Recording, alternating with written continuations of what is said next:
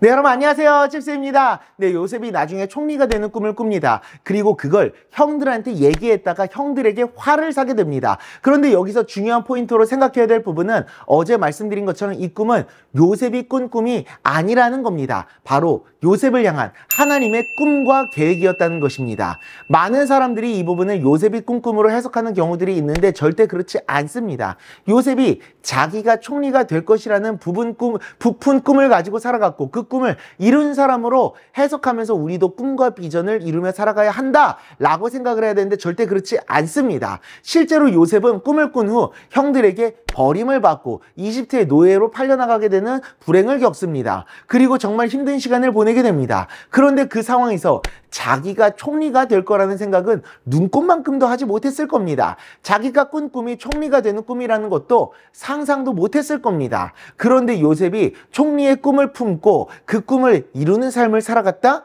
절대 아닙니다. 여러분들이 생각해 보시길 바랍니다. 내 부모님이 나한테 절을 하는데 그 꿈을 보고서 내가 한 나라의 대통령이 되겠구나 그런 생각을 할 수 있습니까? 그것도 다른 나라에? 요셉은 절대 그런 생각을 해본 적도 없었을 겁니다. 이 꿈은 요셉을 통해 이루고자 하시는 하나님의 꿈이었고 그 꿈의 깊은 내용을 요셉은 알지는 못하고 있었습니다.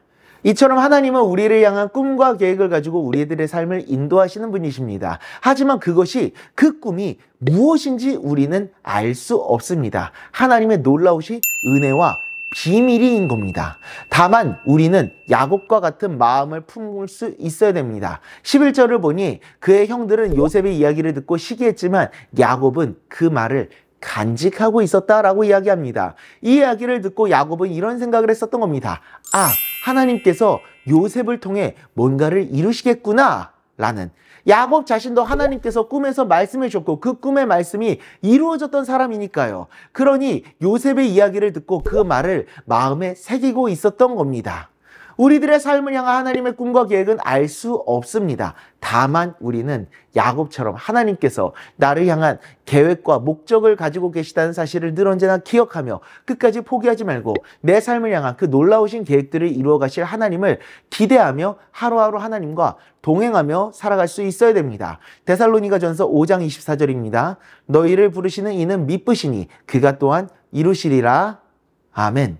그렇게 나를 향한 하나님의 꿈을 바라보고 기대하고 소망하고 신뢰하며 늘 하나님과 동행하며 나아가는 우리 모두가 될 수 있기를 간절히 소망합니다. 기도하겠습니다. 하나님 아버지, 하나님께서 우리를 향해서 구체적으로 어떤 계획을 가지고 계신지 우리들은 알 수 없지만 중요한 것은 야곱처럼 하나님의 마음을 우리가 마음에 간직하고 품어야 한다는 사실인 줄 믿습니다. 하나님 아버지, 그 하나님의 마음을 늘 언제나 기억하고 소망하며 아버지 하나님의 뜻이 이루어지는 것을 내 눈으로 목도하며 하나님께 진정한 영광과 감사를 올려드리며 나아가는 우리가 될 수 있도록 주님 은혜 내려 주시옵소서. 예수님의 이름으로 기도드리옵나이다. 아멘.